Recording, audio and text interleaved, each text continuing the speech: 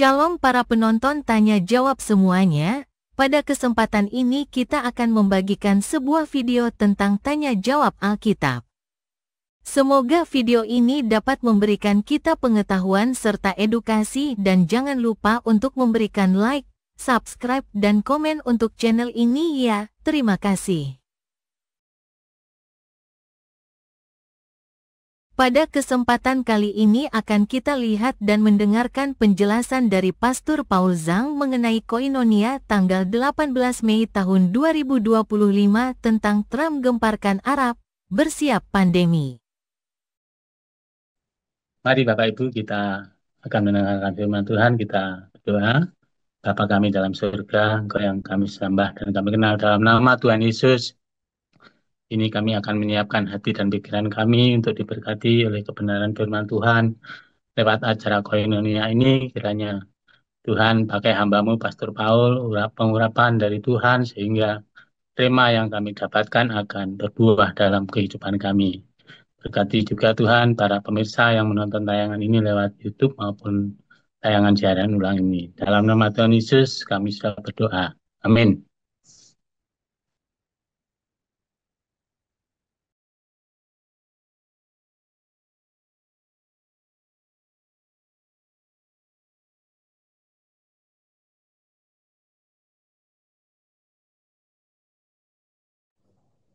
Yang Baik, siap saya Alkitab akan siapa yang share membacakan. Alkitab multimedia? Multimedianya siapa ya? Ibu Ros, Ibu Udah. Rosna Babang. Silakan Bu Ros. Di-share, udah jadi co-host. Ya, siap, Pastor.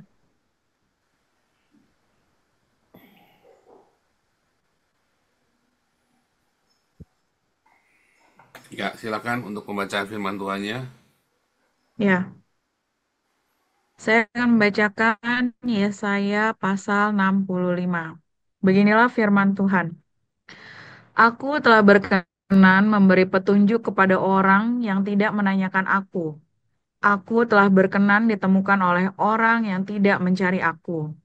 Aku telah berkata, ini aku, kepada bangsa yang tidak memanggil namaku. Sepanjang hari aku telah mengulurkan tanganku kepada suku bangsa yang memberontak, yang menempuh jalan yang tidak baik dan mengikuti rancangannya sendiri. Suku bangsa yang menyakitkan hatiku, senantiasa di depan mataku, dengan mempersembahkan korban di taman-taman dewa, dan membakar korban di atas batu bata, yang duduk di kuburan dan bermalam di dalam goa-goa, yang memakan daging babi dan kuah daging najis ada dalam kuali mereka, yang berkata, menjauhlah, janganlah meraba aku, nanti engkau menjadi kudus olehku. Semuanya ini seperti asap yang naik ke dalam hidungku, seperti api yang menyala sepanjang hari. Sesungguhnya telah ada tertulis di hadapanku, aku tidak akan tinggal diam. Malah aku akan mengadakan pembalasan.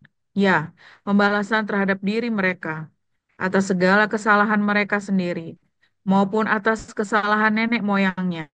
Semuanya serentak, firman Tuhan.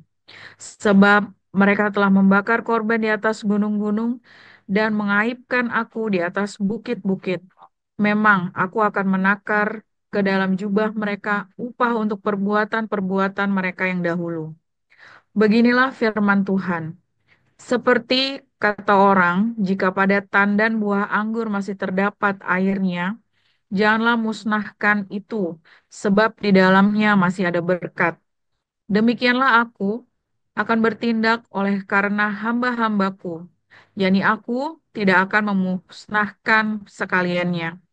Aku akan membangkitkan keturunan dari Yakub dan orang yang mewarisi gunung-gunungku dari Yehuda. Orang-orang pilihanku akan mewarisinya, dan hamba-hambaku akan tinggal di situ.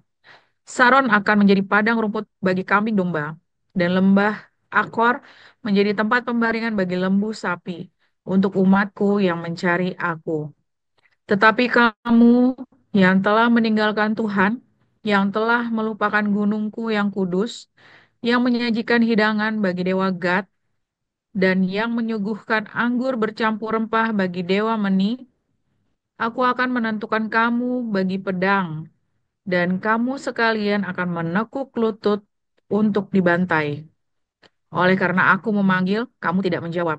Ketika aku berbicara, kamu tidak mendengar. Tetapi kamu melakukan apa yang jahat di mataku dan lebih menyukai apa yang tidak berkenan kepadaku. Sebab itu beginilah firman Tuhan Allah. Sesungguhnya hamba-hambaku akan makan, tetapi kamu akan menderita kelaparan. Sesungguhnya hamba-hambaku akan minum, tetapi kamu akan menderita kehausan. Sesungguhnya hamba-hambaku akan bersuka cita, tetapi kamu akan mendapat malu. Sesungguhnya hamba-hambaku akan bersorak-sorai karena gembira hatinya, tetapi kamu akan mengerang karena sedih hati, dan kamu akan menangis karena patah semangat. Kamu harus meninggalkan namamu kepada orang-orang pilihanku untuk dipakai sebagai sumpah kutuk ini. Tuhan Allah kiranya membuat engkau seperti mereka, tetapi hamba-hambaku akan disebut dengan nama lain, sehingga orang yang hendak mendapat berkat di negeri akan memohon berkat demi Allah yang setia, dan orang yang hendak bersumpah di negeri akan bersumpah demi Allah yang setia, sebab kesesakan-kesesakan yang dahulu sudah terlupa dan sudah tersembunyi dari mataku. Sebab sesungguhnya aku menciptakan langit yang baru dan bumi yang baru. Hal-hal yang dahulu tidak akan diingat lagi dan tidak akan timbul lagi dalam hati. Tetapi bergiranglah dan bersorak-sorak untuk selama-lamanya atas apa yang kuciptakan. Sebab sesungguhnya aku menciptakan Yerusalem penuh sorak-sorak dan penduduknya penuh kegirangan. Aku akan bersorak-sorak karena Yerusalem dan bergirang karena umatku. Di dalamnya tidak akan kedengaran lagi bunyi tangisan dan bunyi erang pun tidak. Di situ tidak akan ada lagi bayi yang hanya hidup beberapa hari atau orang tua yang tidak mencapai umur suntuk. Sebab siapa yang mati pada umur 100 tahun masih akan dianggap muda. Dan siapa yang tidak mencapai umur 100 tahun akan dianggap kena kutuk. Mereka akan mendirikan rumah-rumah dan mendiaminya juga. Mereka akan menanami kebun-kebun anggur dan memakan buahnya juga. Mereka tidak akan mendirikan sesuatu supaya orang lain mendiaminya. Dan mereka tidak akan menanam sesuatu supaya orang lain memakan buahnya. Sebab umur umatku akan sepanjang umur pohon. Dan orang-orang pilihanku akan menikmati pekerjaan tangan mereka. Mereka tidak akan bersusah-susah dengan percuma dan tidak akan melahirkan anak yang akan mati mendadak. Sebab mereka itu keturunan orang-orang yang diberkati Tuhan dan anak cucu mereka ada beserta mereka. Maka sebelum mereka memanggil, aku sudah menjawabnya. Ketika mereka sedang berbicara, aku sudah mendengarkannya. Serigala dan anak domba akan bersama-sama makan rumput. Singa akan makan jerami seperti lembu, dan ular akan hidup dari debu. Tidak ada yang akan berbuat jahat atau yang berlaku busuk di segenap gunungku yang kudus. Firman Tuhan. Demikian. Kami lanjutkan dari Wahyu 21. Lalu aku melihat langit yang baru dan bumi yang baru, sebab langit yang pertama dan bumi yang pertama telah berlalu. Dan laut pun tidak ada lagi. Dan aku melihat kota yang kudus, Yerusalem yang baru turun dari surga, dari Allah, yang berhias bagaikan pengantin perempuan, yang berdandan untuk suaminya. Lalu aku mendengar suara yang nyaring dari tahta itu berkata, lihatlah, kemah Allah ada di tengah-tengah manusia, dan ia akan diam bersama-sama dengan mereka. Mereka akan menjadi umatnya, dan ia akan menjadi Allah mereka. Dan ia akan menghapus segala air mata dari mata mereka, dan mau tidak akan ada lagi. Tidak akan ada lagi perkabungan, atau ratap tangis, atau duka cita, sebab segala sesuatu yang lama itu telah berlalu. Ia yang duduk di atas tahta itu berkata, lihatlah, aku menjadikan segala sesuatu baru. Dan firman-Nya, tuliskanlah, karena segala perkataan ini adalah tepat dan benar. Firman-Nya lagi kepada aku. Semuanya telah terjadi Aku adalah Alfa dan Omega, yang awal dan yang akhir. Orang yang haus akan kuberi minum dengan cuma-cuma dari mata air kehidupan. Barang siapa menang, ia akan memperoleh semuanya ini. Dan aku akan menjadi Allahnya dan ia akan menjadi anakku. Tetapi orang-orang penakut, orang-orang yang tidak percaya, orang-orang keji, orang-orang pembunuh, orang-orang sundal, tukang-tukang sihir, penyembah-penyembah berhala, dan semua pendusta, mereka akan mendapat bagian mereka di dalam lautan yang menyala-nyala oleh api dan belerang. Inilah kematian kedua. Maka datanglah seorang dari ketujuh malaikat yang memegang ketujuh cawan, yang penuh dengan ketujuh malapetaka terakhir itu. Lalu ia berkata kepadaku, katanya, marilah ke sini, aku akan menunjukkan kepadamu pengantin perempuan, mempelai anak domba. Lalu di dalam roh ia membawa aku ke atas sebuah gunung yang besar lagi tinggi, dan ia menunjukkan kepadaku kota yang kudus itu, Yerusalem, turun dari surga, dari Allah. Kota itu penuh dengan kemuliaan Allah, cahayanya sama seperti permata yang paling indah, bagaikan permata yaspis, jernih seperti kristal. Dan temboknya besar lagi tinggi, dan pintu gerbangnya 12 buah. Dan di atas pintu-pintu gerbang itu ada 12 malaikat, dan di atasnya tertulis nama ke-12 suku Israel. Di sebelah timur terdapat 3 pintu gerbang, dan di sebelah utara 3 pintu gerbang, dan di sebelah selatan 3 pintu gerbang, dan di sebelah barat 3 pintu gerbang. Dan tembok kota itu mempunyai 12 batu dasar, dan di atasnya tertulis ke-12 nama ke-12 rasul anak domba itu. Dan ia yang berkata-kata dengan aku mempunyai suatu tongkat pengukur dari emas untuk mengukur kota itu serta pintu-pintu gerbangnya dan temboknya. Kota itu bentuknya 4 persegi, panjangnya sama dengan lebarnya. Dan ia mengukur kota itu dengan tongkat itu 12.000 stadia, panjangnya dan lebarnya dan tingginya sama. Lalu ia mengukur temboknya 144 hasta menurut ukuran manusia, yang adalah juga ukuran malaikat. Tembok itu terbuat dari permata yaspis, dan kota itu sendiri dari emas tulen, bagaikan kaca murni. Dan dasar-dasar tembok kota itu dihiasi dengan segala jenis permata. Dasar yang pertama batu yaspis, dasar yang kedua batu nilam, dasar yang ketiga batu mirah, dasar yang keempat batu zamrud, dasar yang kelima batu enam, dasar yang keenam batu sardis, dasar yang ketujuh batu ratna cempaka, yang kedelapan batu beril, yang kesembilan batu krisolip, yang ke-10 batu krisopras, yang ke-11 kami ulang, yang ke-10 batu krisopras, yang ke-11 batu laswardi, dan yang ke-12 batu kecupu. Dan ke-12 pintu gerbang itu adalah 12 mutiara. Setiap pintu gerbang terdiri dari 1 mutiara, dan jalan-jalan kota itu dari emas murni bagaikan kaca bening. Dan aku tidak melihat bait suci di dalamnya, sebab Allah Tuhan yang Maha Kuasa adalah bait sucinya. Demikian juga anak domba itu, dan kota itu tidak memerlukan matahari dan bulan untuk menyinarinya, sebab kemuliaan Allah meneranginya, dan anak domba itu adalah lampunya. Dan bangsa-bangsa akan berjalan di dalam cahayanya, dan raja-raja di bumi membawa kekayaan mereka kepadanya. Dan pintu-pintu gerbangnya tidak akan ditutup pada siang hari, sebab malam tidak akan ada lagi di sana. Dan kekayaan dan hormat bangsa-bangsa akan dibawa kepadanya. Tetapi tidak akan masuk ke dalamnya sesuatu yang najis, atau orang yang melakukan kejian atau dusta. Tetapi hanya mereka yang namanya tertulis di dalam kitab kehidupan anak domba itu. Demikian firman Tuhan. Terima kasih.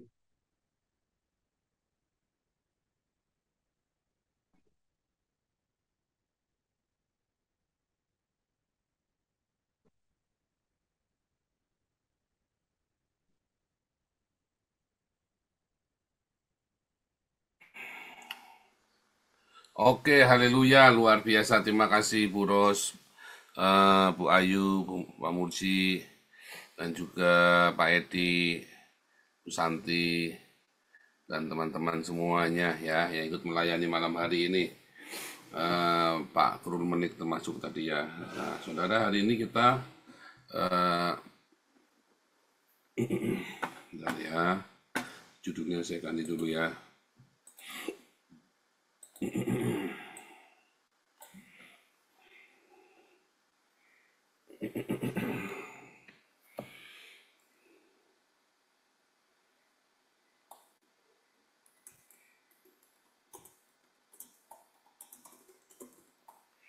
Langit dan Bumi yang Baru ya judulnya ya.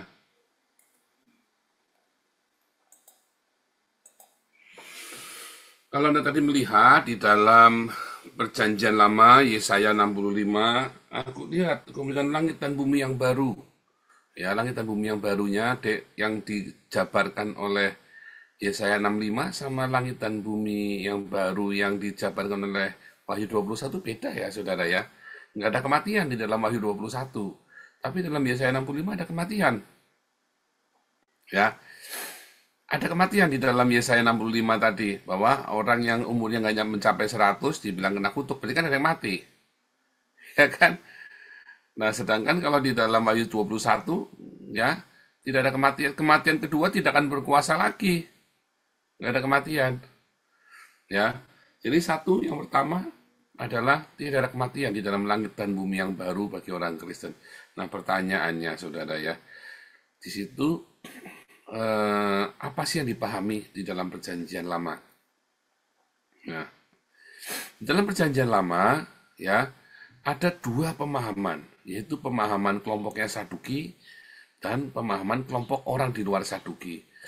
Orang-orang Saduki memahami ya sudah hidup itu finish, karena secara tersirat ya dan secara tersirat dan tidak banyak yang tersurat bahwa ada kebangkitan orang mati. Jadi orang-orang Saduki percaya tidak ada kebangkitan orang mati. Karena tidak secara eksplisit, ya, tidak secara eksplisit di dalam Alkitab yang misalnya nih ya, di dalam Yesaya 26 ayat 19, ya, orang-orang yang mati akan hidup, mayat-mayat mereka akan bangkit. Bentar. Dalam Yesaya 26 ayat 19, ya, dan Daniel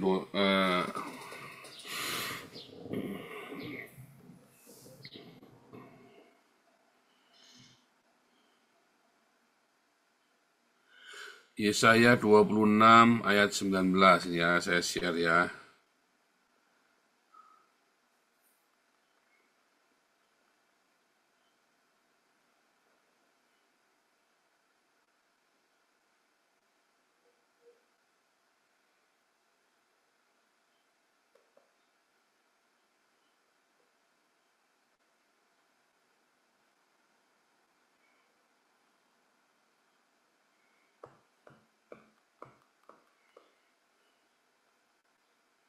Ya. Ya Tuhan, orang-orang-Mu yang mati akan hidup pula, mayat-mayat mereka akan bangkit pula. Hai orang-orang yang sudah dikubur dalam tanah, bangkitlah dan bersorak-sorai, sebab embun Tuhan ialah embun terang, dan bumi melahirkan arwah kembali. Ya, lihat Yesaya 26. Nah, ya, mereka sudah mati tidak akan hidup pula, sudah menjadi arwah tidak akan bangkit pula. Sesungguhnya Engkau telah menghukum dan memunahkan mereka dan meniadakan segala ingatan mereka. Ya, tetapi di ayat yang selanjutnya, ya Tuhan, orang-orang-Mu yang mati akan hidup pula.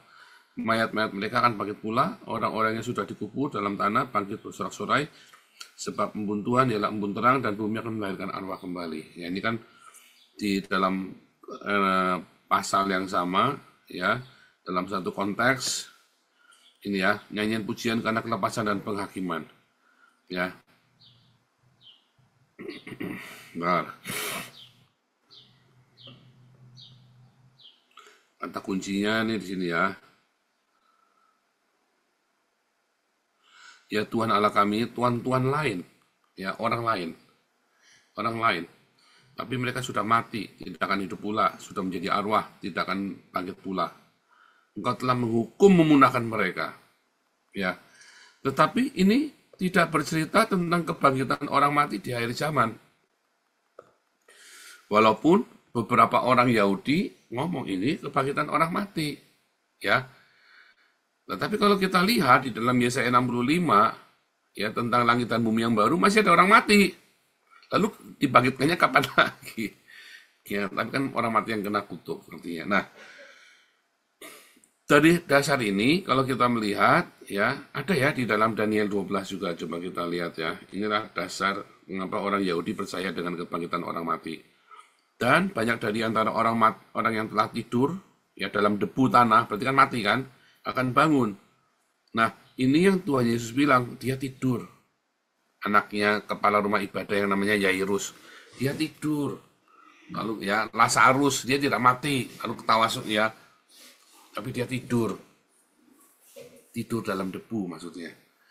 Akan bangun sebagian untuk mendapat hidup kekal, sebagian untuk mengalami kehinaan dan kengerian kekal. Ya. Jadi semua sebagian untuk hidup kekal, ya, sebagian untuk dihukum, ya. Tetapi ini pun tidak cerita kebangkitan tubuh loh, rohnya. Nah, orang-orang Saduki itu tidak percaya kebangkitan orang mati tubuhnya, tubuh kebangkitan nggak ada, ya cuma jiwanya saja. Itu loh yang dimaksud. Nah, makanya di zaman Yesus orang Saduki dalam Markus 12, ya,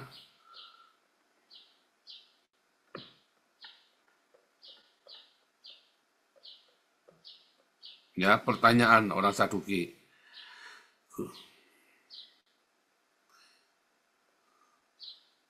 Pada hari kebangkitan, bila mana mereka bangkit, siapakah yang menjadi suami dari perempuan itu? Sebab ketujuhnya telah beristrikan dia. Kamu sesat, karena kamu tidak mengerti kitab suci maupun kuasa Allah, kata Yesus. Sebab apabila orang bangkit dari antara orang mati, orang tidak kawin dan tidak dikawinkan, melainkan hidup seperti mereka di surga. Ya. Menarik ya. Satu-satunya yang dikatain sesat oleh Tuhan Yesus adalah orang Saduki. Karena tidak percaya kebangkitan orang mati. Karena Yesus akan dibangkitkan dari orang mati. Ya, makanya tentang Lazarus dan orang kaya, sekalipun ada orang mati bangkit, kamu nggak akan percaya. Keluargamu itu nggak akan percaya. Dalam tradisi, si orang kaya ini adalah cerita tentang ini ya, Hanas Kayafas.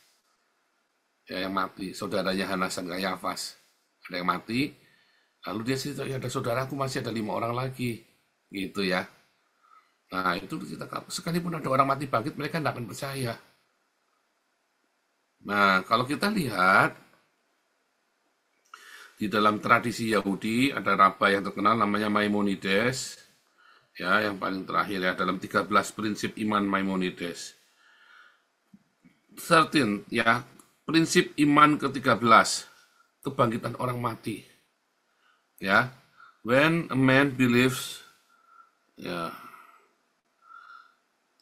dengan prinsip ini, ya, and his faith is clarified, is then the part of Israel.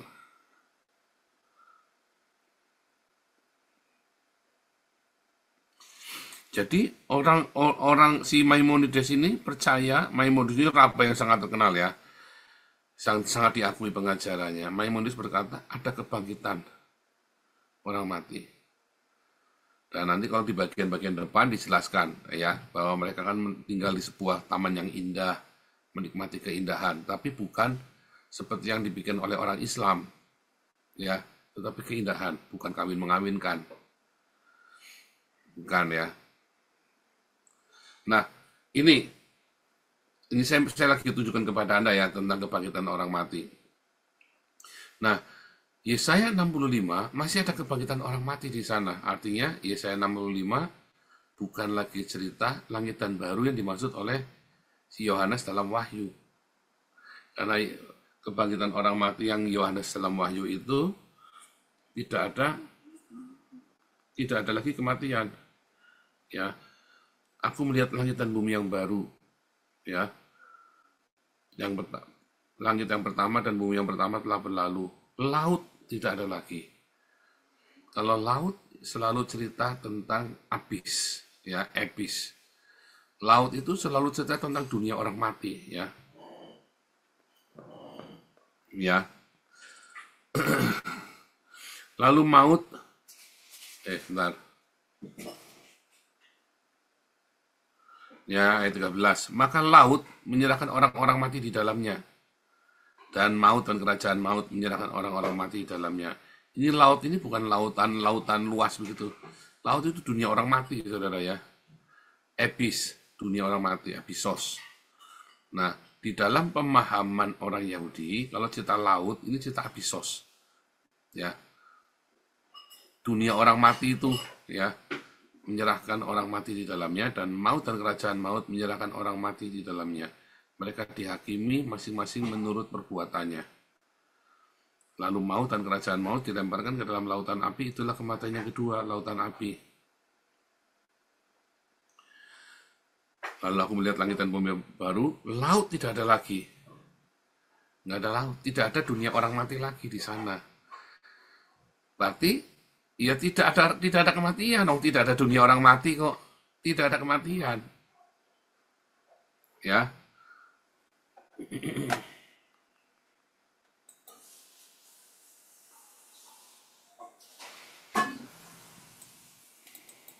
Nah, paham ya? Tidak ada kematian. Nah, lalu apa dong yang dimaksud sama Yesaya 65?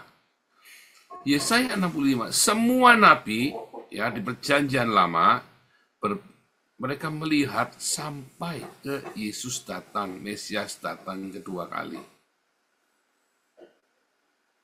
Ya, Mesias yang bagi kita kedua kali itu adalah Mesias yang datang. Itu yang dilihat oleh para nabi, yaitu apa? Mesias menjadi raja. Ya, kita lihat di dalam prinsip Maimonides lagi tadi ya. Ini Anda lihat Maimonides Introduction to Perek Halek, Anda bisa cari PDF-nya di Google, banyak ya. Perek Halek ya. Di dalam Perek Halek Anda lihat ada kedatangan Mesias ini ya. The 12 yang ke-12. 12 fundamental principle refers to the messianic era. We are to believe as fact that the Messiah will come, not consider him late. If he delays, wait for him. Ya, set no time limit for his coming. One must not make conjectures based on scripture to conclude when Messiah will come. The sages said, may the spirit depart from those who calculate end of time. Jadi di dalam Talmud dikatakan nggak boleh orang menghitung kapan saatnya di end of time, ya nggak boleh. Sama seperti itu Yesus bilang, nggak ada orang tahu kapan ada zaman itu. Kapan Yesus datang itu nggak ada yang tahu. Ya. Di dalam Talmud Sanhedrin 97b ya. One must believe that Messiah will have more station and honor than all the king who ever lived. Ya, Mesias akan mendapatkan kemuliaan dari segala yang pernah didapatkan oleh para raja. As all the prophets from Moses to Malachi prophesied, whoever doubt this or minimize it denies the passage begin. You are standing. Ya, dalam you are standing.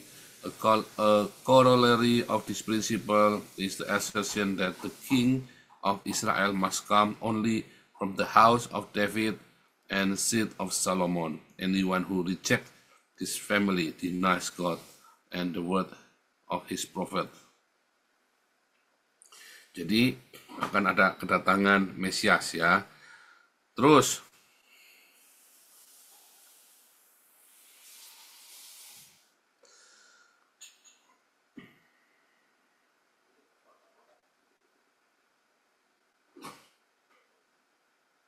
oke, yang lain ini semua prinsip-prinsip ini ada di Alkitab ya, sudah ada di dalam perjanjian baru kita. Tapi jadi hampir sama ya. Pengajaran ini pernah kita bahas ya.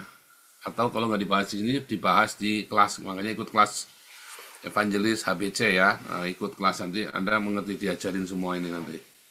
Nah ini ya, ada tentang Nah ini beberapa grup ya, ini beberapa pandangan orang Yahudi tentang nanti akhir zaman. A group thinks that expected God is Garden of Eden, a place is which one eats and drink without a physical work of effort. They believe the houses are made of precious stones, a bed of silks. This group believe that the evil is Gehenna. Jadi ada satu grup bahwa kita nanti orang-orang itu nanti menunggu ya di dalam Taman Eden, makan dan minum tanpa bekerja. Mereka percaya rumah-rumah mereka terbuat dari batu permata, ya, sutra, ya, sungai, ya, rivers flow with wine and fragrance oil, many other things that show. This group believe that evil is Gehenna, a place of raging fire, in which bodies are burned and agonies of slaughter inflicted upon men. Ya. Terus ada bagian kedua. Ya, orang-orang kedua, ini orang Yahudi ya. Second group assert that the good for which we hope is the days of the Messiah, in whose time all men will be angels, and all of them will live forever. They will be a giant in stature and will grow in number, strength until they have occupied the entire world forever. The Messiah will, with the help of God, live forever. They also believe that in those days the earth will bring forth garments woven, bread, baked, and many other impossible things. In this view, the evil is that man may not be alive in those days and may not merit the privilege of seeing them. This group also adduces proof from many statements found in the writings of our sages that, and from the biblical verses whose literal meaning seems to agree either wholly or partly with what they say. Ada grup yang lain ya, percaya tentang kedatangan Mesias, lalu kita akan hidup seperti malaikat, ya, jadi raksasa dan kita berkuasa, ya, dan seterusnya. Tapi ada grup yang lain, ya, a third group holds that good for which we hope in the resurrection of the dead. Ya, kebangkitan orang mati. By this they mean that man will live after his death and return to his family and dear ones to eat and drink, never die again. According to this opinion, the devil is that a man may not live after his death among those who are resurrected. Here, to prove, is adduces from many sayings that are found in the words of sages from biblical. Orang yang percaya ada kebangkitan orang mati, tapi nanti dia akan kembali kepada keluarganya. Nah, itu yang kemudian dipertanyakan oleh orang Saduki. Lalu suaminya yang mana kalau suaminya ada 7? Ya kan? Karena dalam tradisi Yahudi kan, orang kalau kakak beradik 7 mati semua kan, si perempuan itu kan diwariskan terus supaya meneruskan keturunan kakaknya kan. Lalu kalau kebangkitan orang mati kan mereka kembali kepada keluarga yang mana ini nanti. Nah, a fourth view of the goal fulfilling the commandments is the achievement of bodily peace and mundane success, a fertile lands, extensive possession, many children, health, peace, security. They also believe that there will be a Jewish king who will rule over those who oppose. Ini nih adalah grup-grup orang-orang yang percaya nanti ya definisi mereka tentang akhir zaman. Coba lihat ya, grup-grup ini ya beda-beda kan. Jadi mereka menafsirkan Alkitab Perjanjian Lama tentang akhir zaman ternyata berbeda-beda. Ya, tentang Yesaya 65 tadi itu ya. A fifth group yang kelima, a large one combines the opinion of the all others. They are said the ultimate hope is that Messiah will come, and he will resurrect the dead, who will enter the Garden of Eden, where they will eat and drink perfect health forever. Yeah. However, concerning this strange world to come, you will rarely find anyone to whom it occurs to think about the seriously or to adopt it as fundamental doctrine of our faith, or to inquiry. Ini terjadi di dalam Matius yang kelima ini. Yang kita juga percaya ya, yang nomor 5 ini, ya, yang kita percaya juga. Nah, jadi dari 5 tadi ya, pengharapan akhir zaman, ini grup yang kelima ini yang diadopsi oleh orang Kristen sekarang. Ya, Matius 24, 1 Korintus 15 ayat 52, Wahyu 11, Wahyu 20 tadi ya, udah kita baca dalam Wahyu 21 juga. Nah, ini kita kebangkitan orang mati, lalu kita yang ini akan masuk ke dalam Garden of Eden. Ya, eat and drink, perfect health forever. Nah itu. Oke.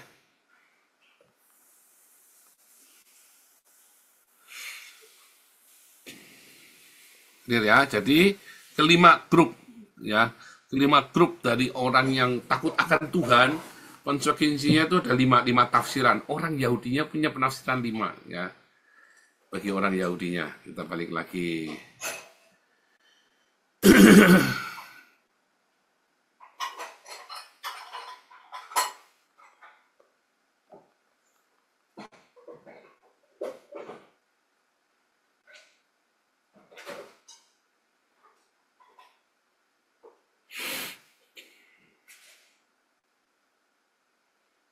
Mana ya? Saya sudah ada bikin ininya ya.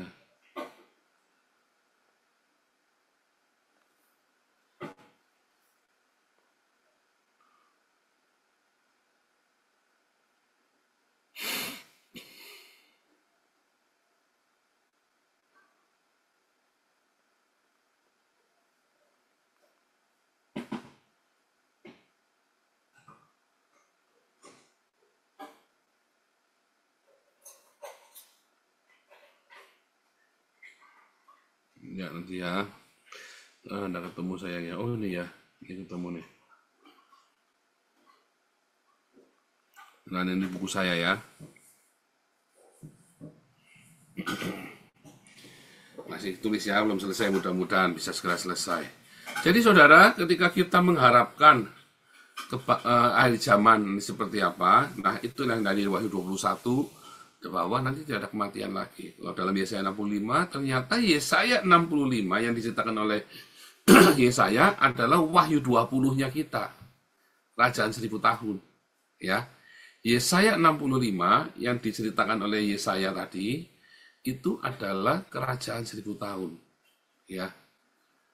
Yang di dalam Wahyu 20, masih ada kematian, tapi umurnya panjang orang-orang ini. Mengapa orang-orang ini bisa mati? Ya karena orang-orang ini bukan orang-orang yang dibangkitkan, tapi orang-orang yang masih hidup saat itu. Jadi itulah kerajaan 1000 tahun yang dibilang langit dan bumi yang baru, karena semuanya damai.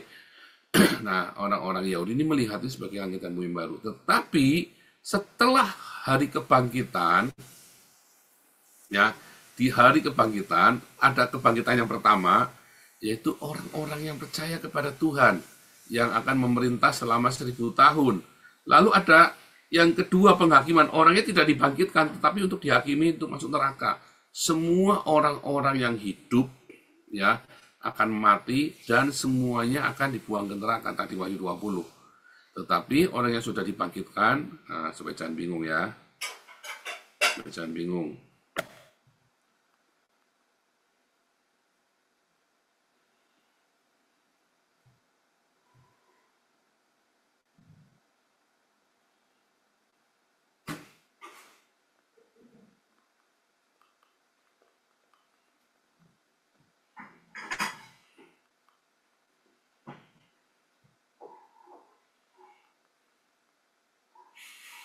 Di dalam langit dan bumi yang baru yang kita lihat di dalam Yesaya adalah ternyata adalah Wahyu 20 ya. Yesaya 65 ternyata sama dengan Wahyu 20. Ya, langit dan bumi baru. Ya, kita lihat dalam Wahyu 20.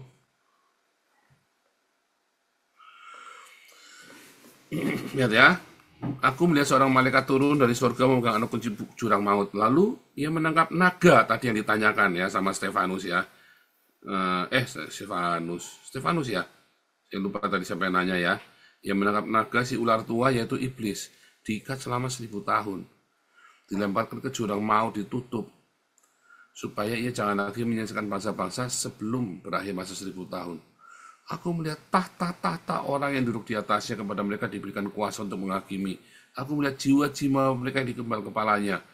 Ya, karena kesaksian Yesus dan karena firman Allah, yang tidak menyembah binatang itu, yang tidak menyembah antikristus dan patungnya, yang tidak menerima tanda pada dahi tangan mereka. Ya, pada dahi dan tangan mereka tadi ya, Shema Israel, Tefilim, huruf Taf. Dan mereka hidup kembali dan memerintah sebagai raja bersama dengan Kristus selama 1000 tahun. Tetapi orang-orang mati lain tidak bangkit. Ya, sebelum masa berakhir 1000 tahun itulah kebangkitan pertama. Berbagilah dan kuduslah mendapat kebangkitan pertama. Tadi kita kembali ke Yesaya 26. Dan Yesaya 26.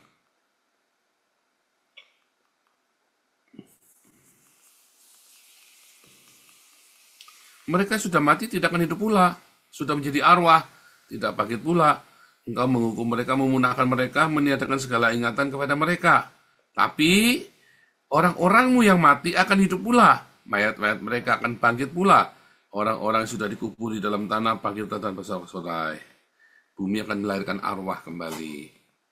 Ya, Yesaya 26, tadi ayat yang ke 14 dan 19 ya. 26 ayat 14 dan 19. Ternyata yang tadi yang mati tidak dibangkitkan dan ayat 14 dan tapi ada yang mati tidak dibangkitkan. Ini adalah cerita ini Wahyu 20 tadi ya. Ada yang mati nggak dibangkitkan lagi. Ya. Clear ya, jelas ya, ada kebangkitan orang mati. Nah, di dalam Wahyu 20, maka ada orang-orang yang masih hidup.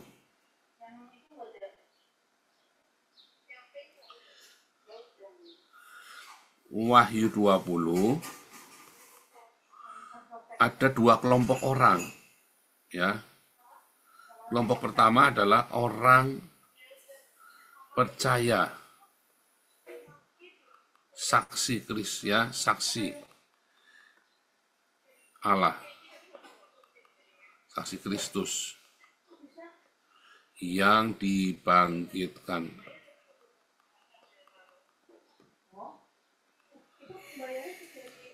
Memerintah untuk memerintah sebagai raja. Siapa yang diperintah? Yang diperintah adalah orang yang nomor 2, ya, yang masih hidup.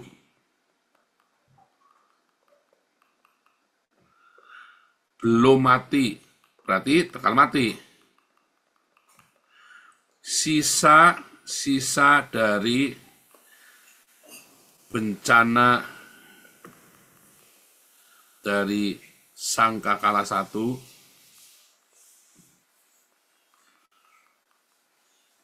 karena ya, sisa dari Meterai 1. Oh ya, Sangkakala ya. Sangkakala Meterai pertama, Sangkakala 1 ya, sisa bencana dari Sangkakala 1. Sampai dengan 7, sampai dengan 6. Ya, sampai dengan 7 deh. Sangkakala 1 sampai 7. Masih ada yang masih hidup. Lalu mereka tiba-tiba jadi baik. Kenapa jadi baik? Karena mereka sudah banyak melihat bencana dan iblisnya ditaruh di lubang jurang maut, disimpan. Lalu orang-orang yang masih hidup inilah yang diperintah oleh yang menjadi rakyat. Ya, yang diperintah oleh raja-raja dari yang nomor 1. Dengan raja segala rajanya adalah Yesus. Nah, itulah di dalam Wahyu 20. Makanya orang-orang ini masih hidup. Umurnya, kalau umurnya 100 tahun, di bawah 100 tahun dia mati, berarti ini orang nggak benar ini, pasti saking kurang ajarnya. Ya, saking kurang ajarnya, makanya dia belum umur 100 tahun udah mati. Kena infeksi lah, kena apa, karena tidak bisa ada kejahatan di sana.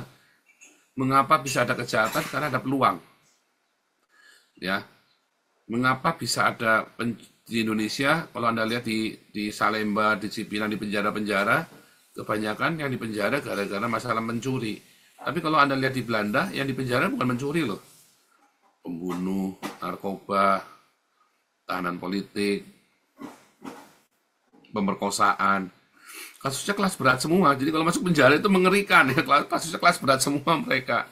Kalau di Indonesia kasusnya apa? Maling sepeda, maling ayam, ya kan? Maling apa lagi? Maling kelapa sawit. Yang dandak saudara ya, kasusnya ya. Ada yang berat-berat pembunuhan. Tapi yang lucu lagi itu tadi ya, ada anak 12 tahun di penjara. Saya pernah ketemu anak 12 tahun di dalam penjara. Berarti kan ada kematian. Ya, tetapi tidak ada bayi lahir mati, tidak ada. Karena diakali gimana caranya bayi itu bisa hidup. Nah, itulah Wahyu 20. Lalu kita singkat cerita, lalu iblisnya dilepas, mereka mati semua. Perang ya, yang masih hidup ini. Nah itu, sekarang kita mau ceritanya Wahyu 20. Nah sekarang apa yang terjadi dengan Wahyu 20? Wahyu 21. Jadi kita tinggalkan Yesaya 65 tadi ya. Di dalam Wahyu 21, sekarang kita lihat apakah yang terjadi dalam Wahyu 21. Kita buka kembali ya, Wahyu 21.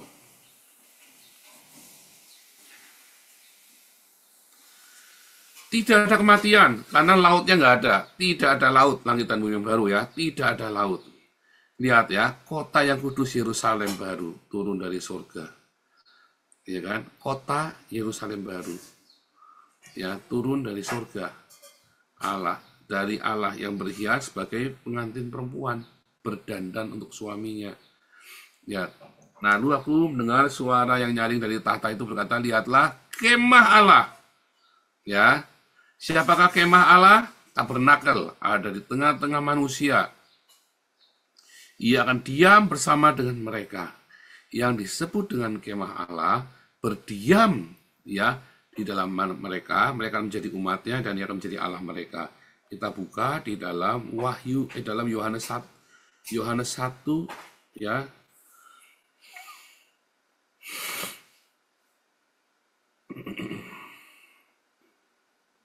Ayat yang ke-8. Bentar ya.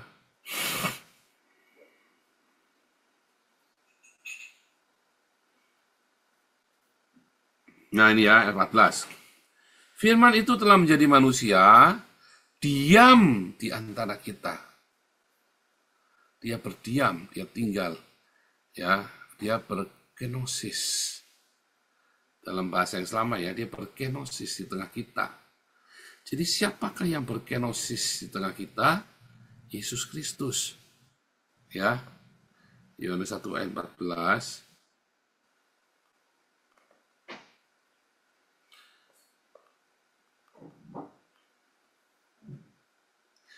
Yohanes 1 ayat 14 itu sama dengan Wahyu 21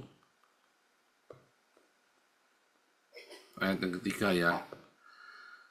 Lihatlah kemah Allah, kenosis dari Allah di tengah-tengah manusia. Ia akan diam bersama dengan mereka. Mereka akan menjadi umatnya dan ia, Yesus, akan menjadi Allah mereka. Dan ia akan menghapus segala air mata dari mata mereka. Maut tidak akan ada lagi. Tidak ada lagi perkabungan atau ratap tangis atau duka cita. Sebab segala sesuatu yang lama itu telah berlalu. Ia yang duduk di atas tahta berkata, lihatlah aku menjadikan segala sesuatu baru. Ya, tuliskanlah karena segala perkataannya adalah tepat dan benar. Aku adalah Alfa Omega, yang awal dan yang akhir. Orang yang harus kuberi minum cuma-cuma, barang siapa menang, ia akan memperoleh semuanya ini. Aku akan menjadi Allahnya dan ia akan menjadi anakku. Siapa? Tadi yang berkenosis, Yesus Kristus. Tetapi orang penakut, orang tidak percaya, orang keji, ya, orang pembunuh, orang sundal, tukang sihir, penyembah berhala, pendusta, mereka akan mendapat bagian dari lautan yang menyala-nyala oleh api dan belerang. Tadi Yesaya, ya, dalam Yesaya 65 yang mati itu. Mereka yang mati, mereka mendapat kebagian. Nah, maka datanglah seorang dari 7 malaikat.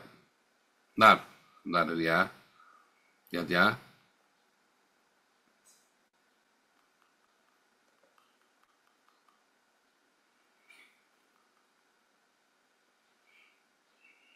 Di bagian yang pertama, ya langit bumi baru,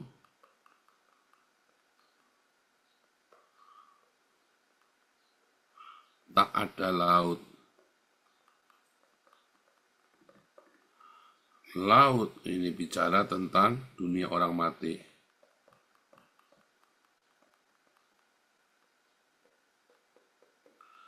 Ya, artinya tidak ada kematian.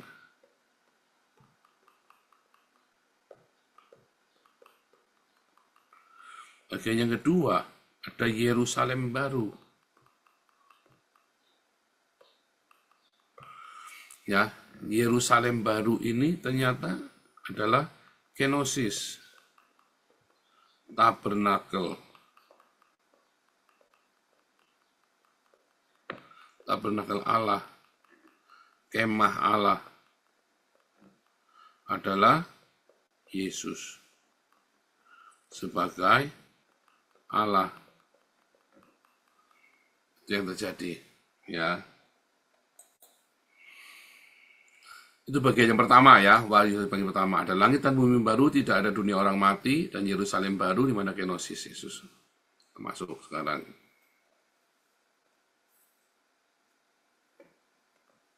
Bagian yang kedua. Maka datanglah seorang dari ketujuh malaikat yang memegang ketujuh cawan, penuh dengan ketujuh malapetaka terakhir itu, yang tadi ya. Lalu ia berkata padaku, marilah sini. Loh, datanglah seorang dari tujuh malaikat yang memegang tujuh cawan yang penuh dengan ketujuh malapetaka terakhir. Ia berkata kepadaku, marilah sini. Aku akan menunjukkan kepadamu pengantin perempuan, mempelai anak domba. Lalu dalam roh ia membawa aku ke atas sebuah gunung besar lagi tinggi. Ia menunjukkan kepadaku kota yang kudus Yerusalem yang turun dari surga dari Allah. Kota itu penuh dengan kemuliaan Allah dan cahayanya sama seperti permata paling indah. Kota itu penuh dengan kemuliaan Allah dan cahayanya sama seperti permata yang paling indah, bagaikan permata yaspis jernih seperti kristal. Temboknya besar lagi tinggi, pintu gerbangnya 12 buah. Di atas pintu-pintu gerbang itu ada 12 malaikat. Di atasnya tertulis nama ke-12 suku Israel. Ya. Di sebelah timur terdapat 3 pintu gerbang, di sebelah utara 3 pintu gerbang, sebelah selatan 3 pintu gerbang, barat 3 pintu gerbang. 3.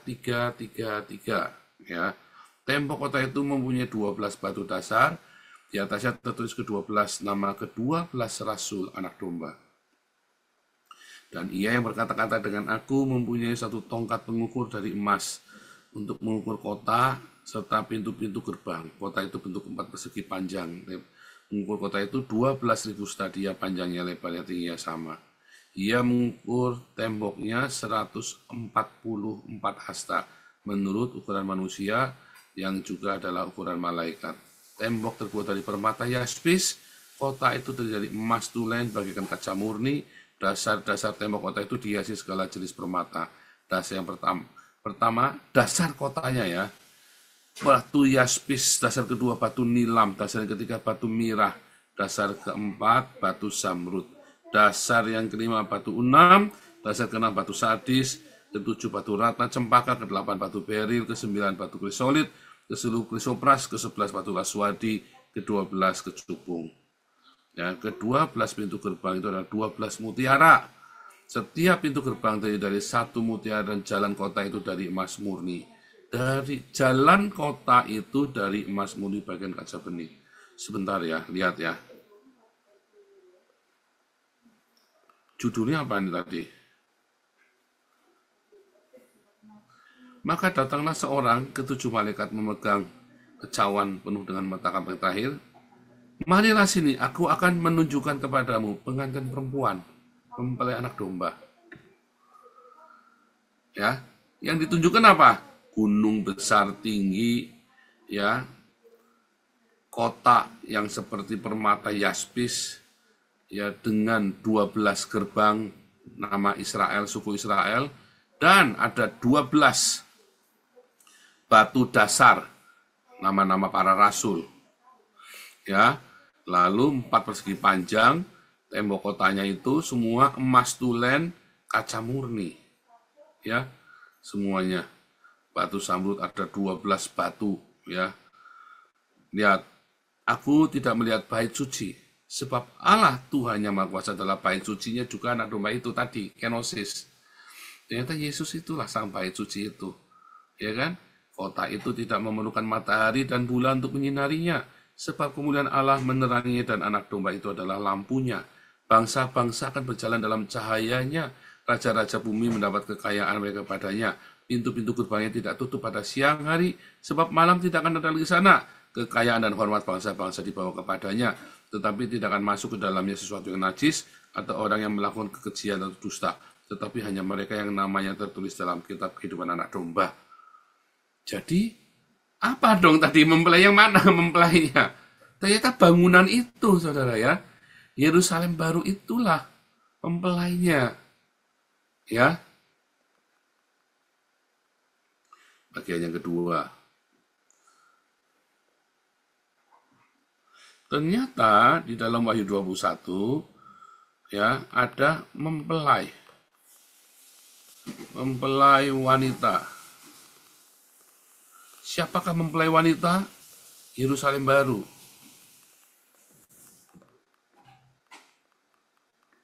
Ya.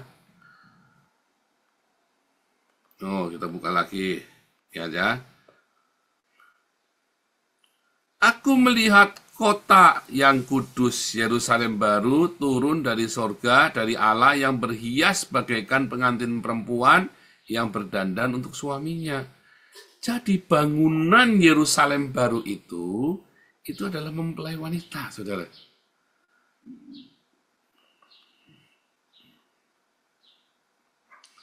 Jadi kota Yerusalem baru itu adalah mempelai wanita. Tadi ya, langit dan bumi yang baru, tidak ada laut, tidak ada kematian. Nah, ada Yerusalem baru yang di tengah-tengahnya ada tabernakel Allah. Tadi ya. Lalu di situ ada mempelai wanita yang adalah Yerusalem baru dengan ada tabernakel. Dikatakan tidak ada lagi bait suci karena Allah lah yang menjadi bait suci. Ya, dan anak domba itu dan Allah lah menjadi bait suci. Tadi yang kedua ini ya, ternyata ada kenosis, tabernakel Allah, Yesuslah yang Allah dalam Yohanes 1 ayat 14.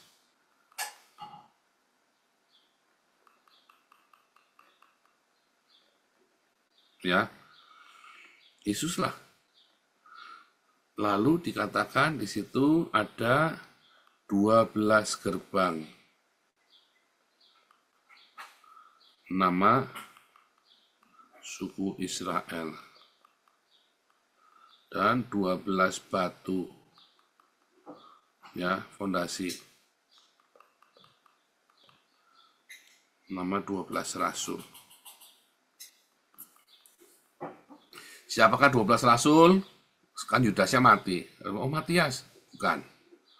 Walaupun tradisi gereja ortodok berkata itu adalah Matias, tetapi Matias itu yang milih bukan Tuhan.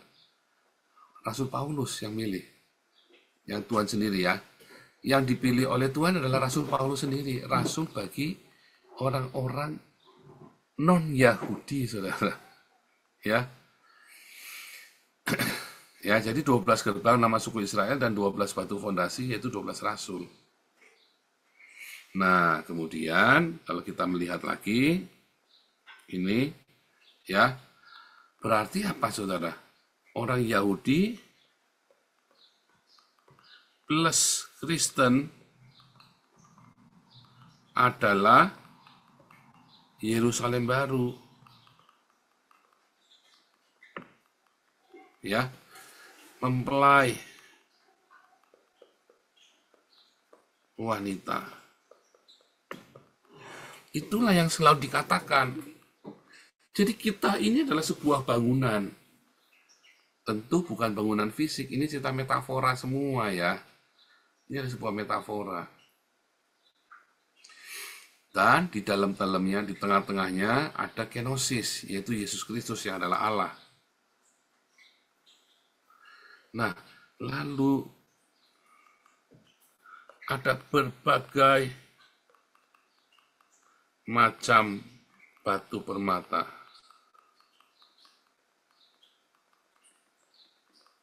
Ya, ada berbagai macam batu permata. Ya.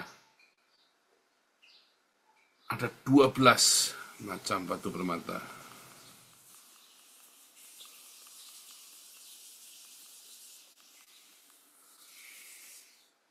Dan ada di situ emas murni. Apalagi tadi.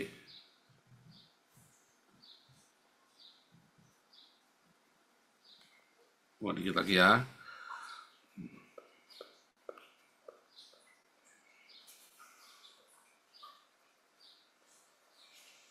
Mana tadi? 2 permataan ya.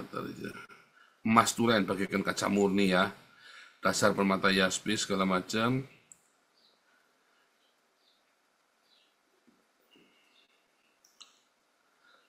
Kekayaan hormat bangsa-bangsa dibawa kepadanya.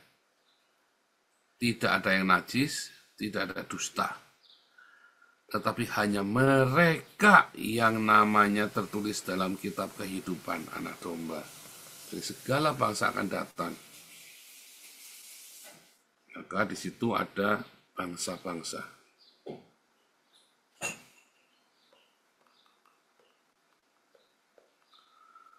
Ya, dengan kekayaan dan hormat. Tidak ada yang najis dan dusta. Nggak ada yang unclean. Dan tidak ada kebohongan, tidak ada kepalsuan. Semuanya dari batu permata dan emas yang murni. Ya, ajaib ya, saudara ya. Kalau kita melihat, ternyata bangunan Yerusalem baru itu adalah kita. Lalu beberapa orang hamba Tuhan bilang, nanti kita punya rumah sendiri-sendiri di sana. Enggak, saudara ya. Anda tidak punya rumah sendiri-sendiri karena kita adalah kota Yerusalem baru. Kita ini kota Yerusalem baru. Jadi kalau ada anak dapat penglihatan, nanti papa rumahnya begini, oma rumahnya begini, itu tuh halu, saudara. Itu hanya ilusi. Ya, surga itu nggak seperti itu. Alkitab menjelaskan. Dan kamu nggak perlu rumah di sana. Orang Tuhan aja nggak perlu bait suci kok, karena dia adalah bait suci. Tidak ada malam, tidak ada hujan, tidak ada sakit penyakit. Buat apa kamu punya rumah? Buat apa kamu punya rumah? Karena kamu adalah Yerusalem baru, kamu adalah kota, fondasi kota. Ya. Tetapi ada 12 macam batu permata ya. Ada 12 macam batu permata yang dipakai oleh kota tersebut ya. Kita akan buka di dalam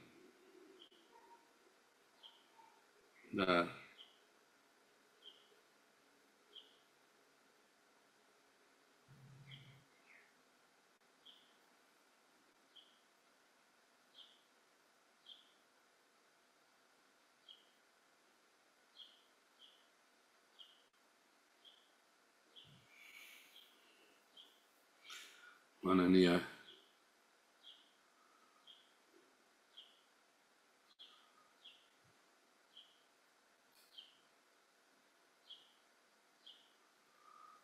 Mana ya? Para imam itu, enggak ya? Oh, hilang tadi ya.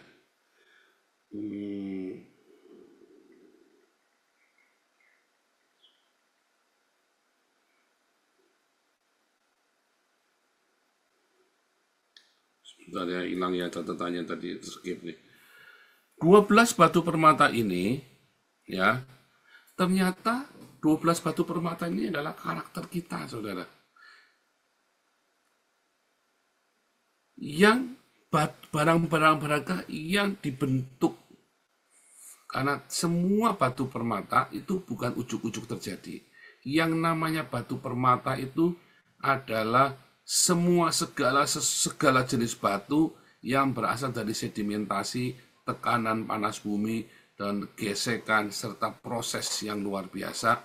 Kemudian diambil lalu dipoles lagi, digesek lagi sampai keluar sinarnya, sampai berkilauan. Jadi 12 macam batu permata ini adalah segala karakter yang baik dari kita. Ya. Tetapi karakter itu bukan permata imitasi, tapi asli digesek dari hasil sebuah proses. Jadi kalau Anda yang tidak mau diproses dalam kehidupanmu, maka kamu tidak akan pernah menjadi permata-permata itu. Anda yang tidak mau diproses, maka Anda lihat lawannya akan menjadi najis, unclean. Karena kamu tidak mau diproses. Kamu jadi pemarah. Kamu jadi selalu mengeluh. Tidak ada ucapan syukur, gerusa-gerusu, penuh dengan hawa nafsu. Ya. Tapi ketika kamu diproses, maka yang najis itu dibersihkan.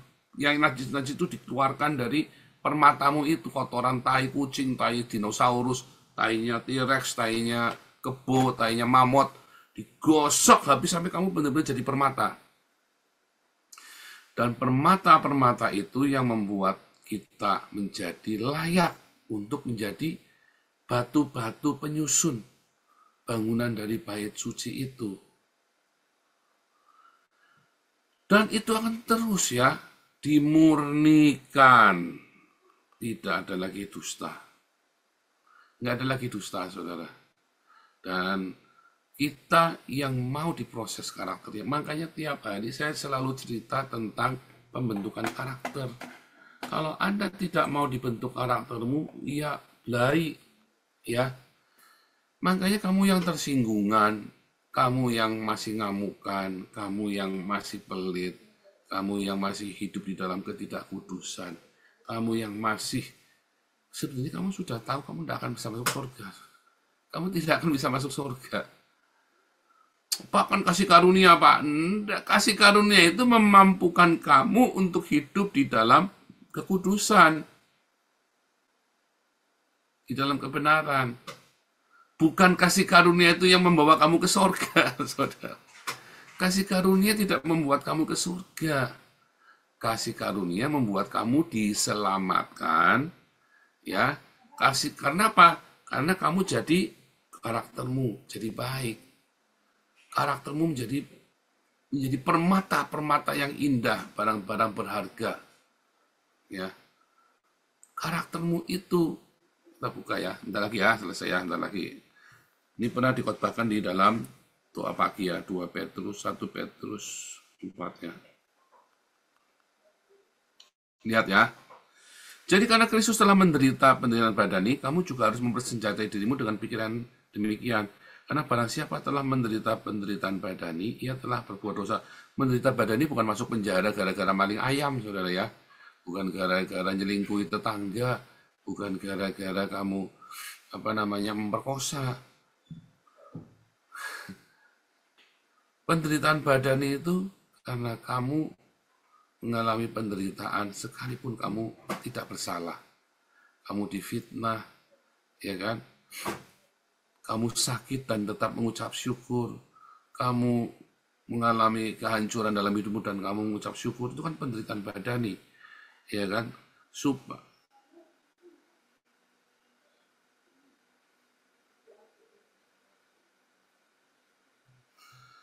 Itulah sebabnya Injil diberitakan juga kepada orang mati supaya mereka sama seperti manusia dihakimi secara badani, tetapi oleh Roh. Sebentar, Injil, siapa yang memberikan Injil kepada orang mati? Hanya Yesus, saudara. Yesus pergi ke dunia orang mati, ya. Hanya Yesus, bukan kita. Jadi kalau ada penginjilan kepada orang mati salah, saudara. Hanya Yesus yang bisa pergi ke dunia orang mati memberitakan Injil. Dan itu sudah terjadi di dalam ini ya, 3 ayat 17. Kristus telah mati sekali untuk dosa kita. Ya. Ya, dan di dalam Roh ayat 19, di dalam Roh ia juga memberitakan Injil kepada roh yang dalam penjara, hanya Yesus. Ya kan? Kita nggak bisa, kita nggak ketemu. Sekarang kalau Anda pergi ke dunia orang mati, kalau Anda sampai pergi ke dunia orang mati, berarti kamu tidak percaya Yesus. Berarti kamu siap-siap masuk neraka. Sebab kalau kamu mati sekarang, kamu pergi ke paradiso. Kalau kamu percaya Yesus sungguh-sungguh. Tetapi kalau kamu tidak percaya Yesus, kamu pergi ke dunia orang mati, kamu memberitakan Injil, apa yang mau diberitakan, kamu aja lagi sial. Tetapi Yesus di dalam roh, dia pergi memberitakan Injil kepada dunia orang mati. Ini yang dimaksud tadi, ya. Jadi jangan percaya dengan penginjilan orang mati, tidak ada. Ya, telah banyak waktu kamu melakukan kehendak orang-orang yang tidak mengenal Allah. Kamu dalam rupa-rupa hawa nafsu, keinginan, kemabukan, pesta pora. Ya, pesta pora ya, perjamuan minum. Anda yang masih suka berpesta pora, suka-suka barang mewah, Anda tidak akan masuk surga. Anda tidak akan pergi ke langit dan bumi yang baru, percaya saya. Karena kalau kamu suka berpesta pora, maka kamu tidak akan mengalami penderitaan badani. Penderitaan badani, oh iya Pak, kena stroke Pak. Ya itu namanya bukan penderitaan badani yang di sini. Tapi ketika kamu punya uang banyak, kamu harusnya bisa pesta pora. Tapi kami lebih suka untuk bersedekah. Nah itulah penderitaan badani, maka kamu berhenti berbuat dosa. Kalau kamu masih senang berpesta pora, pakai barang-barang mewah, maka kamu akan masuk di dalam, lihat ini ya, kesediaan segala sesuatu sudah dekat, kuasailah dirimu, jadilah tenang, sudah berdoa, kasihlah sesungguh-sungguh seorang yang lain, karena kasih menutupi banyak sekali dosa, berilah tumpangan, ya, layanilah seorang yang lain. Sebentar ya, menderita sebagai Kristen. Janganlah kamu heran akan nyala api siksaan yang datang padamu sebagai ujian, seolah-olah ada sesuatu yang luar biasa. Sebaliknya bersukacitalah sesuai dengan bagian yang kamu dapat dalam penderitaan Kristus, supaya kamu juga boleh bergembira bersukacita. Berbahagialah jika kamu dinista karena nama Kristus. Ya. Sebab roh kemuliaan yaitu roh Allah ada padamu. Janganlah ada di antara kamu yang harus menderita sebagai pembunuh, pencuri atau penjahat atau pengacau. Tetapi jika ia menderita sebagai orang Kristen, janganlah malu, melainkan hendaklah ia memuliakan Allah dalam nama Kristus itu. Nah itu ya. Jadi jangan kamu menderita gara-gara maling ayam. Tetapi kalau kamu menderita sebagai orang Kristen, kamu difitnah, kamu dikucilkan, dan kamu tetap berperilaku sebagai pengikut Kristus. Kamu tetap sabar, kamu mengasihi, mengampuni, memberkati, itulah penderitaan kita. Maka orang-orang yang menderita, dia berhenti berbuat dosa. Dan orang-orang yang diproses ini, hidupnya diproses, ya, dan dia tetap hidup di dalam kasih Allah. Nggak tersinggungan, nggak ngamukan, ya. Hati-hati loh, saudara, kalau ada ngamukan, tersinggungan, dikit-dikit mutung, kamu jangan ngarep-ngarep sorga. Jangan ngarep-ngarep surga, aduh, saudara ya, aduh. Kamu ngarep-ngarep surga masih ngamukan, masih tersinggungan, kamu masih sombongnya minta ampun, pelit, kikir, kamu ngarep-ngarep surga. Atau ping bilang selawe jaluk selamat. Amit-amit, saudara, hati-hati kamu ya. Saya nggak main-main ya. Selawe jaluk selamat, kamu masih tersinggungan, mau jadi permata yasmis, krisopras, lasurit, kecubung. Nggak ada, kamu kebanyakan makan kecubung lah, iya. Kamu kebanyakan makan kecubung itu namanya. Kalau kamu masih tersinggungan, hidupmu masih rajin ke Alexis. Saya nggak rajin ke Alexis Pak, lah iya, tapi kan kamu rajin pergi ke Crown kan. Aduh, sama saja. Lawang kamu bukan batu kecubung, saudara, tapi kamu kebanyakan makan kecubung. Itu namanya. Bedain kalau makan kecubung sama kamu adalah batu kecubung. Ya, bedain ya. Nah, bentar, ada satu ayat tadi ya, yang terlewat tadi.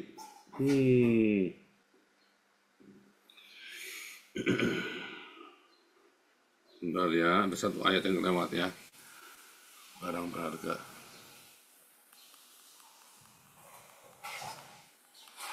Bentar, waduh.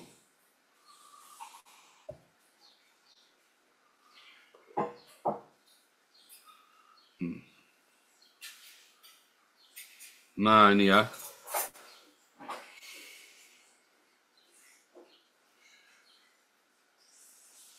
Lihat ya, perhiasanmu janganlah lahiriah. Janganlah mengepang rambut perhiasan emas dengan pakaian indah, tapi perhiasan ialah manusia batiniah tersembunyi dengan perhiasan yang tidak binasa, yang berasal dari roh yang lemah lembut. Ya, itulah yang paling maksud dengan padang berharga. Ya, manusia batiniah, roh yang lemah lembut dan tentram. Dari mana ini? Dari proses. Nggak bisa ujuk-ujuk. Sekarang, suami istri, anak-anak, saudara semua, dia di pengurus yayasan, jangan tersinggungan. Belajar saling merendahkan hati, belajar saling melayani. Orang bisa saja dia mengalami gesekan, bisa gesekan kesalahpahaman, tapi jangan tersinggungan dan selalu sediakan pengampunan. Sebab kalau enggak, kamu tidak akan pernah jadi batu permata yang dipersiapkan bagi bangunan bait suci. Kamu adalah sesuatu yang najis, akan dikeluarkan. Wah, berat dong Pak, kan ada kasih karunia, kamu akan sanggup. Kasih karunia itu yang akan membuat kamu sanggup. Kasih karunia itu yang memampukan kamu. Bisa dengan kasih karunia Tuhan, jangan khawatir, bisa. Yang penting kamu mau apa enggak. Lalu kamu enggak mau kok. Kamu kebanyakan makan kecubung. Ya kan? Terus kamu pikir sekali selamat tetap selamat, asal percaya Yesus masuk surga. Gundulmu peyang. Ya kan? Gundulmu peyang. Kamu ya itu tadi ajaran dogma gereja, kamu jadi keracunan. Kalau kamu tidak mau diproses hidupmu, kamu tidak mau jaga dalam kudusan, kamu tidak mau, kan simpel sekali saudara ya, mengasihi, mengampuni, memberkati, ya kan? Kamu siap ini. 3, bersahaja dalam hidup setiap hari dan berdoa di dalam kekudusan, bersedekah, memberkati itu bersedekah. Jaga hidup, bersahaja, hidup sederhana. Simple ya, simple. Kalau kamu lakukan ini, kamu selamat. Kamu akan jadi batu permata. Ya, permata yang menjadi dasar bangunan-bangunan bait suci. Ya. Nah, satu lagi ya, ini masih belum ketemu nih barang berharga.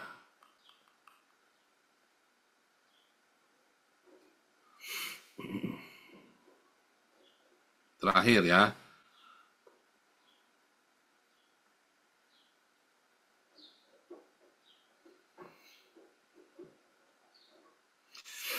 Ya 2 Petrus 2 ya, 2 Timotius 2 kali ini ya. Nah ini ya.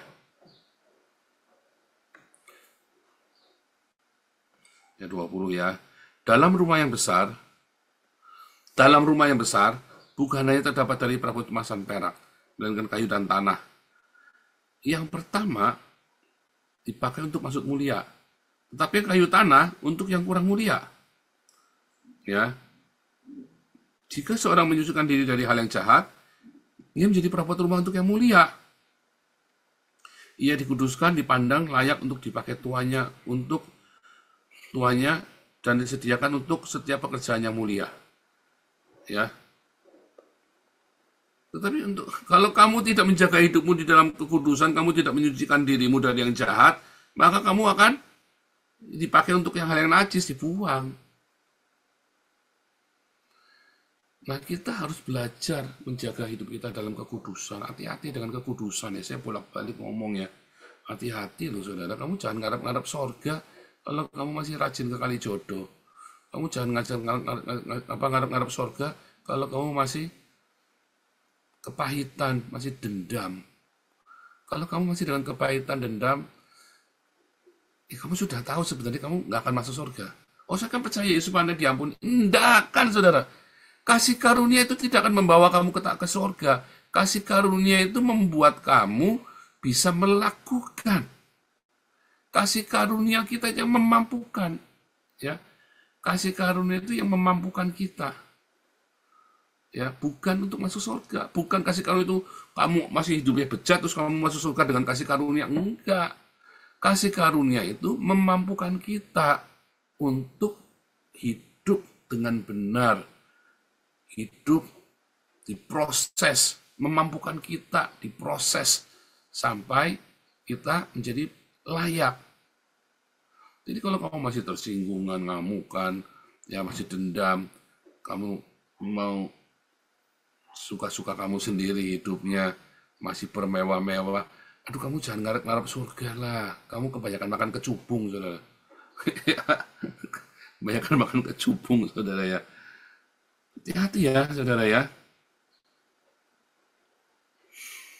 Oke, dari saya sudah cukup ya, supaya kita jangan kelamaan. Di sana jam 10 malam ya di Jakarta ya.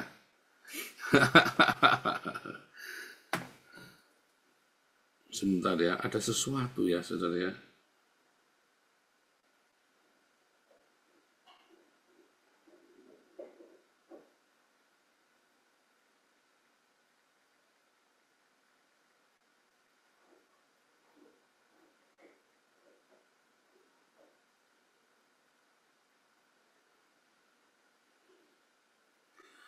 Terakhir banget ya, 1 Korintus 15 ya. Ayat 20 ya.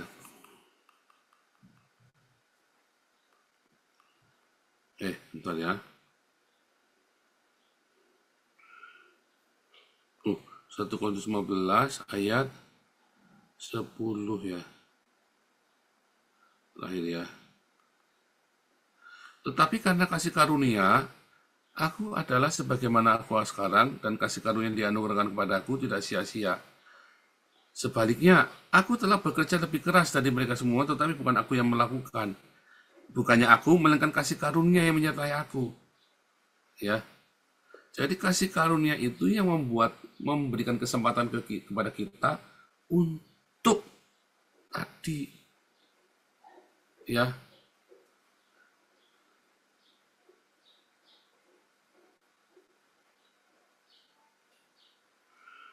dalam prosesnya itu, saudara ya.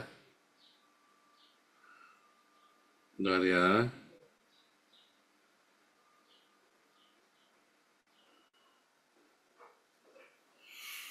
Jadi kalau kita melihat kasih karunia dan anugerah Tuhan itu bukan ujuk-ujuk kamu di sorga.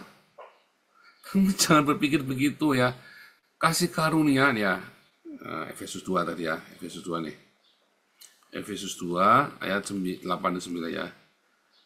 Sebab karena kasih karunia kamu diselamatkan oleh iman, bukan hasil usahamu, tetapi pemberian Allah, bukan pekerjaanmu. Jangan ada orang memegangkan diri.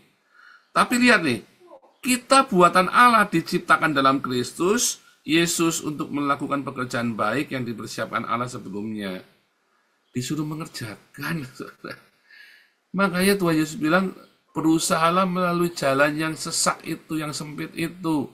Paulus berkata, aku melatih diriku sedemikian rupa. Artinya kasih karunia itu membuat kamu punya kesempatan. Kasih karunia dan anugerah Tuhan itu memampukan kamu untuk melakukan pekerjaan yang baik. Ya, dan itu bukan hasil usaha kita. Sebab, ini contohnya ya, ada orang ya yang pinter, ada orang berbakat, ada orang yang rajin, tapi tidak punya kerjaan. Loh, kenapa? Ya, tidak ada yang kasih aku kerjaan, Pak. Ya, ada orang pintar, berbakat, rajin, jujur, tapi hidupnya miskin. Kok bisa? Karena tidak ada yang kasih aku kerjaan, Pak. Ya kenapa? Ya karena nggak ada kerjaan. Karena nggak ada. Nggak ada kerjaannya, nggak ada. Lapangan pekerjaannya nggak ada. Nah itulah kasih karunia. Kamu mau rajin, jujur, pinter kayak apa, nggak ada pekerjaan, ya kamu tetap nggak bisa makan, nggak bisa kerja. Kamu kudu kerja. Dengan apa ya? Dikasih pekerjaan. Kenapa kamu dikasih kerjaan? Orang nggak kenal kok. Itulah kasih karunia. Ya, kalau nggak kasih karunia, kamu kudu nyogok dulu. Jadi tentara, jadi polisi, itu bukan kasih karunia. Kamu kudu nyogok, saudara.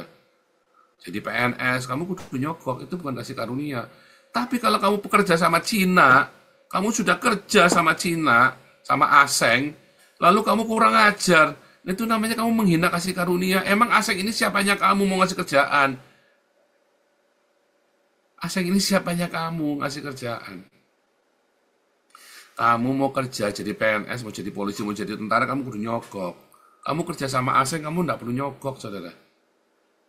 Tapi saya dengar dulu di Carrefour segala macam ya, zaman itu ya, Kalau kamu masuk Carrefour, kamu masuk kerja di mana, kudu nyogok ya. Perusahaan-perusahaan itu ya, masuk beberapa pabrik, kamu kudu nyogok. Tapi kalau kamu kerja sama Aguan, kerja sama si sampai itu Tommy Winata, kamu nggak perlu nyogok, kamu apply saja. Kamu kerja di Sinarmas, kamu nggak perlu nyogok, kamu apply saja. Asal nilaimu cukup, rajin, jujur, pintar, kamu kelihatan tes IQ lulus, ya kamu bisa kerja. Makanya rasis, iya emang kurang ajar kok.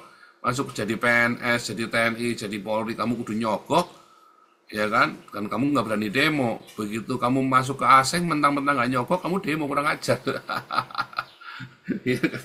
Nah itu ya, itu adalah kasih karunia. Karena kamu masa gampang, jadi kan kamu kurang ajar kan. Kasih karunia itu membuat kamu bisa berkarya, bisa berbuat baik, karena kasih karunia. Tapi bukan ujuk-ujuk kamu percaya Yesus, kamu tiap hari goyang sum di kali jodoh, terus kamu masuk surga, gundulmu peang. Kamu mabuk kecubung, kamu bukan batu kecubung itu, kamu mabuk kecubung itu, saudara. Ya, Tuhan Yesus memberkati. Ya. Saudara-saudara sekalian, di video yang telah kita saksikan bersama barusan ini kita telah mendengarkan bagaimana penjelasan dari Pastor Paul Zhang mengenai koinonia. Silahkan para penonton menilai sendiri tentang penjelasan itu, dan silahkan tulis pendapatnya di kolom komentar. Terima kasih. Bacaan di Alkitab adalah Yesaya 65 ayat 1 sampai dengan 25. Wahyu 21 ayat 1 sampai dengan 27.